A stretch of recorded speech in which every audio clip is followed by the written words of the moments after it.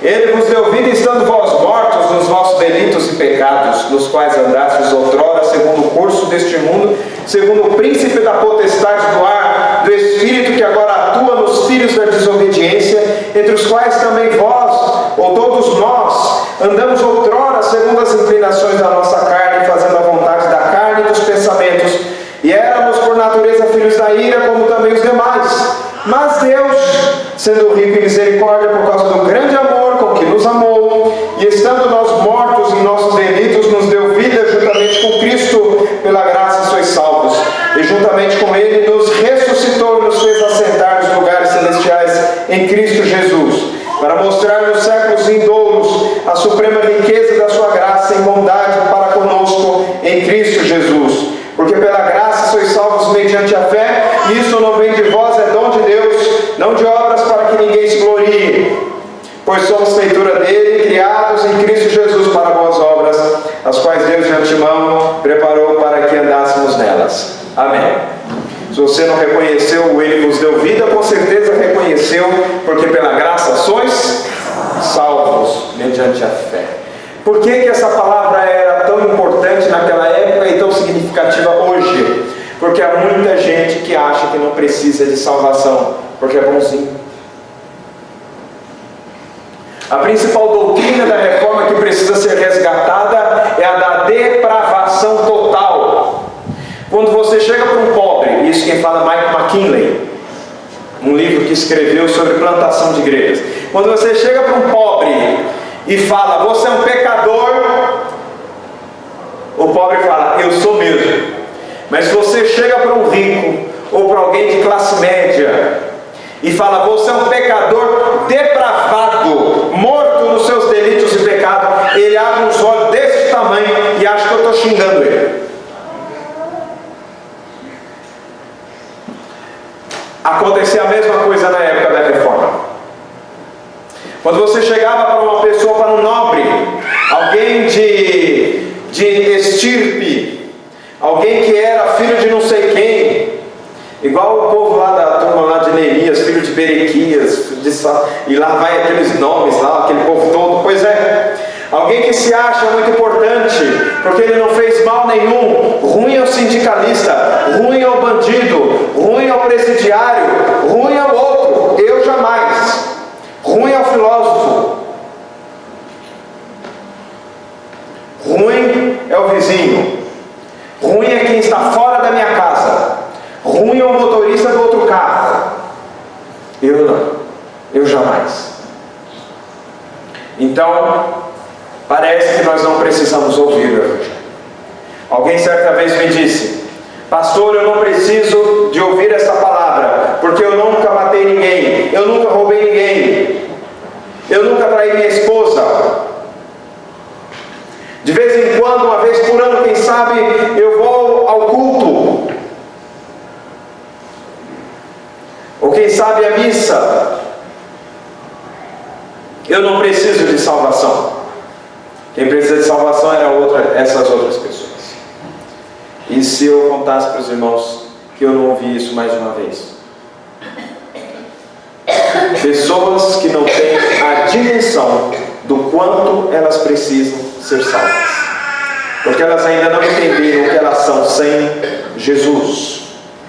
Versículos 1 a 3. Ele vos deu vida estando vós mortos nos vossos delitos e pecados, nos quais andastes outrora segundo o curso deste mundo, quando nós estamos sem Cristo, quando nós estávamos sem Cristo, porque nós éramos mortos, pessoas separadas da fonte da vida.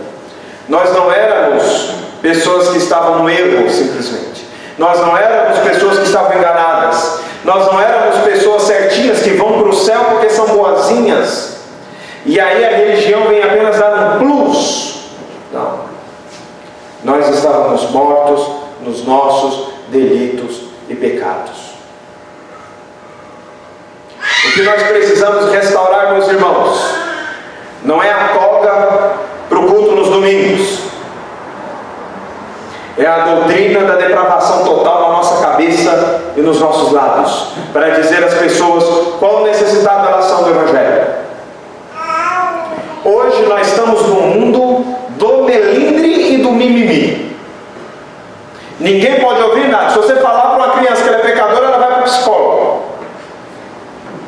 E vai chegar lá e vai falar: o pastor falou que eu sou pecador. E o psicólogo vai falar: mude de igreja para um que apenas te elogie. Será que vai? Talvez não. A revista Pais e Filhos, da década de 90, já consegue reconhecer, não sei nem se existe mais, mas os seus leitores mais assíduos já começam a reconhecer o nefasto resultado de uma geração que só pode ouvir sim e jamais pode ouvir o não. Se há alguma coisa que eu creio ser do poder de Deus, é a presença dos senhores neste culto.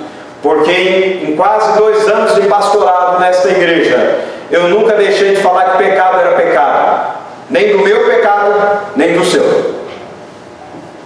Mas o que mais a gente vê são matérias, são pregações que maqueiam o pecado, e que chamam o pecado de doença, e que chamam o pecado de desvio, e que tentam corrigir o pecado por leis humanas, quando na verdade nós estamos mortos sem Cristo, mortos nos nossos delitos e pecados. E não há nada em nós que faça com que Deus se sinta obrigado a nos salvar.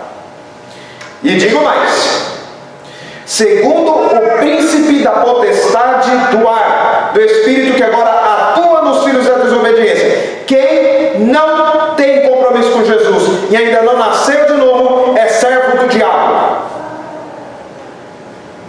Quer goste, quer não, quer aceite, quer não, mas é a mais cristalina e pura verdade. Quem não quer compromisso com Jesus presta serviço e culto a Satanás. Quer seja bonzinho na sua própria cabeça, quer seja um depravado no seu próprio conceito. E essa realidade, irmãos, não diz respeito àqueles que estão longe, mas diz respeito também ao que éramos antes do Senhor nos encontrar. Certa vez eu estava conversando com um rapaz que tinha uma visão totalmente diferente de mim. Era um arminiano. Os arminianos são os descendentes espirituais de Pelágio, que, embora superados pela doutrina de Santo Agostinho, ressuscitaram na época da Reforma. E então, Santo Agostinho está para Pelágio, assim como Calvino está para Armínio. Deu para entender então a comparação? Pastor, não entendi nada. Agora eu infelizmente vou ter que botar uma nota de rodapé e remeter àquele que precisa saber um pouco mais, a Wikipédia. Se quiser ler alguma coisa melhor, também posso recomendar. Mas a Wikipédia, para isso, eu acho que resolve. Então você pode consultar. Mas dizia eu para esse amigo, irmão na fé mais arminiano, o quadro em que estava a pessoa, ou que está a pessoa longe de Deus, servindo ao diabo, morto no seu delito e pecado, sem por si próprio ter qualquer coisa que torne Deus devedor. E aí ele resolve nos dar vida, ele nos tira das garras do diabo, e ele nos ama com amor transformador, fazendo com que o seu filho fosse enviado para morrer na cruz pelos nossos pecados. E eu pergunto aos senhores, qual foi a resposta que esse amigo arminiano me deu? Sabe o que ele me respondeu? Felipe, então diante do que você está me falando, e isso ele com ar de contrariedade, diante disso que você está me falando, a única opção que me resta é reconhecer a minha total incapacidade e com a testa no pó adorar a Jesus nesta vida, no porvir, e cada vez que eu pensar o quanto custou a salvação e o quanto eu poderia não ser salvo, eu continuo mais tempo louvando ao Senhor. Eu lhe respondi, no jargão pouco teológico, na mosca. Na mosca, é isso mesmo. Quando você lembra o que você era sem Jesus, servo do diabo, ele era o seu senhor, ele te escravizava. Quando você lembra que que o Evangelho chegava no seu ouvido, ele entrava no ouvido, ele saía no outro. Vocês não tiveram essa experiência? Quantas vezes eu ouvi o Evangelho, porque eu nasci na igreja, terceira geração de protestante, nasci na igreja, mas um belo dia, alguém falou que eu poderia ter certeza da salvação, porque estava escrito em 1 João capítulo 5, versículo 13, essas coisas eu vos escrevi a fim de saberdes que tendes a vida eterna, a vós outros que credes no Senhor. Nessa hora, eu que havia sido criado no Evangelho, como que se escamas do meu olho caíram, e eu pude ver o Senhor me salvando. Quantas vezes nós ouvimos o Evangelho e não faz nenhum sentido, mas um belo dia fez todo o sentido, porque naquele dia Ele te deu vida, estando você morto ou morta nos seus delitos e nos seus pecados. Essa é a mensagem central do Evangelho, a salvação de graça àqueles que estão depravados e mortos nos seus delitos e pecados, porque sem Jesus, nada do que você ou eu possamos fazer vai tornar Deus devedor a nós. Há uma heresia, e todo culto de reforma é dos cultos que eu mais grito, é no culto da reforma, parece que fico até pentecostal. Há uma heresia que diz que, espelhando-se na mitologia egípcia,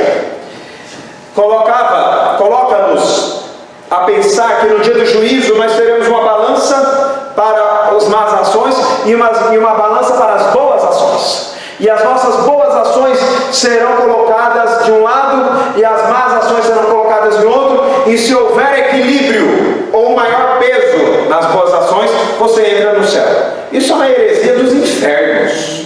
Isso não faz o menor sentido. No céu não entra pecado nenhum. Quantos pecados Adão e Eva cometeram para serem lançados para fora do paraíso e condenados à morte? E apenas um pecado. Não precisou dois. Não precisou do segundo. Porque na presença do Senhor a tolerância é zero, é pecado zero. Mas pastor, então como eu poderei ser salvo? Não pelos seus merecimentos, mas pelos de Cristo. O peso das boas ações que vai pesar não é a sua boa ação, é a boa ação de Cristo. Ele vos deu vida, estando vós mortos nos nossos delitos e pecados. Para mostrar, no versículo 7, nos séculos vindouros, a suprema riqueza da sua graça, em bondade para conosco em Cristo Jesus. Você não faz nada que torne Deus devedor de você, mas Ele te salva. Porque você e eu, embora sendo pecadores, e portanto, porque o salário do pecado é a morte, em Romanos 6,23, está nos declarado o salário do pecado, quanto Romanos 3,23 está dito que todos pecaram. E como nós estamos incluindo todos, então não há indulgência plenária para você se socorrer para ser salvo. A sua dependência, a sua suficiência está em Jesus, somente em Jesus. Os irmãos entendem porque para os reformadores era tão importante falar somente Cristo. Nem Maria, nem a igreja, nem o padre, nem o pastor, nem o rabino, nem os concílios, por mais doutos, inteligentíssimos que eles sejam, ninguém, somente Jesus.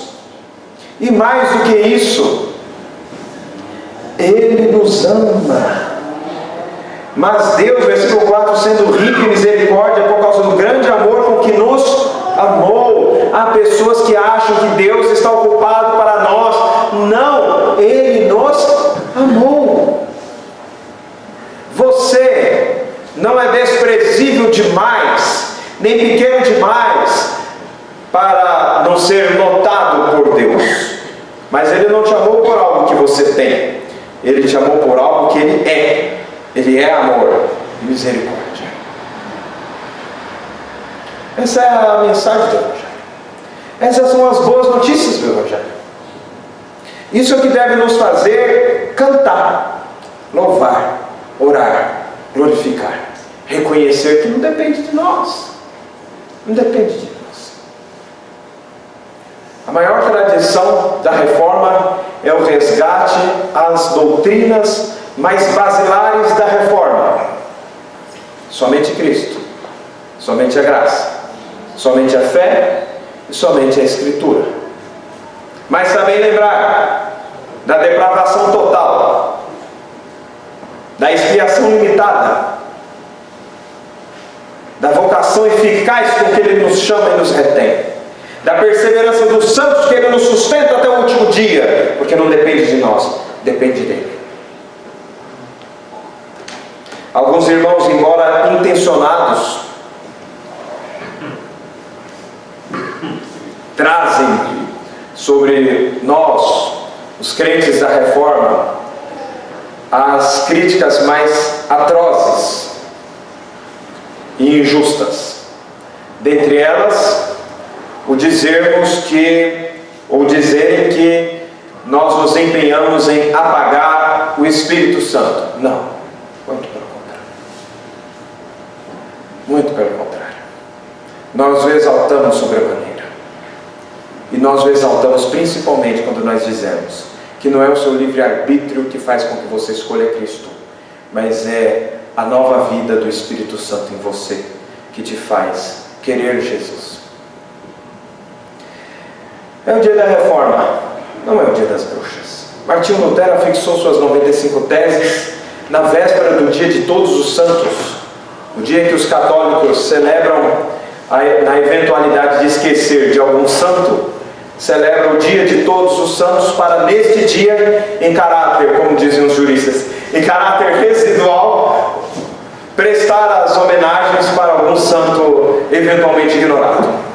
Pois então, neste 1º de novembro, naquele 1º de novembro, Martinho Lutero, sabendo que a igreja estaria cheia, porque os católicos daquela época eram mais ou menos como os protestantes da nossa, que em dia de festa aparecem em peso, mas nos demais dias nem tanto, embora eu reconheça, e justiça seja feita, que nossa igreja local é assídua na frequência, de modo que numa quarta-feira estão quase todos os bancos ocupados, e em alguns lugares mais cheios do que outros, isso num culto de quarta-feira. Em termos presbiterianos, podemos considerar que estamos já vivendo um avivamento. E esperamos mais, na verdade. Mas queremos mais também. Mas é bem verdade que nós precisamos melhorar. E nós precisamos resgatar as nossas tradições. Mas quando eu quero dizer das nossas tradições, meus irmãos, eu não estou me referindo à toga genebrina, que eu uso aqui pela primeira vez, né? Já o aposento vou usar daqui só um ano, pronto. Os hinos congregacionais, embora importantes, não é a nossa maior tradição.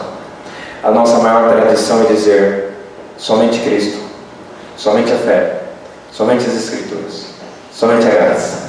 E por isso dizer somente a Deus glória. 501 anos de reforma. Não sabemos quantos mais anos nós vamos ter, mas uma coisa nós devemos saber: que a igreja reformada deve estar sempre se reformando. Não a fé reformada, a igreja. É preciso diferenciar. A fé evangélica não tem para onde sair. Como é que uma fé vai se reformar? Ela tem que voltar e permanecer na sua origem. Mas a igreja, nós precisamos sempre estar tirando de nós ranços de idolatria, porque presbiteriano também tem idolatria, não é só católico não, nem pentecostal. Quanto que o pentecostal é idólatra? Quando ele acha que se aquele irmãozinho não orar por ele, ele não vai ser abençoado.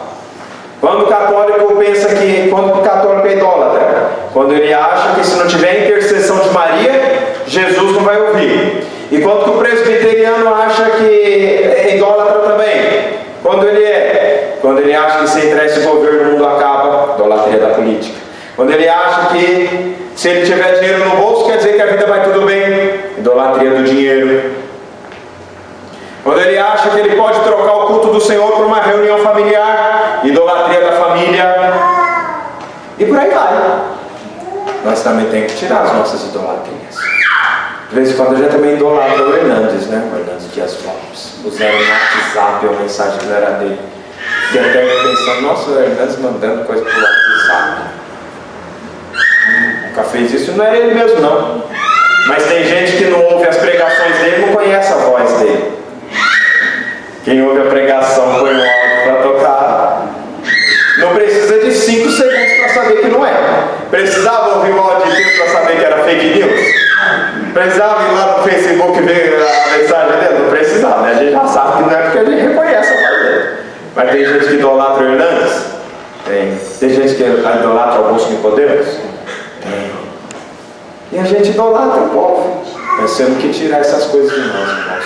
Somente Cristo, somente a fé, somente a graça e somente as Escrituras. Amém. Amém.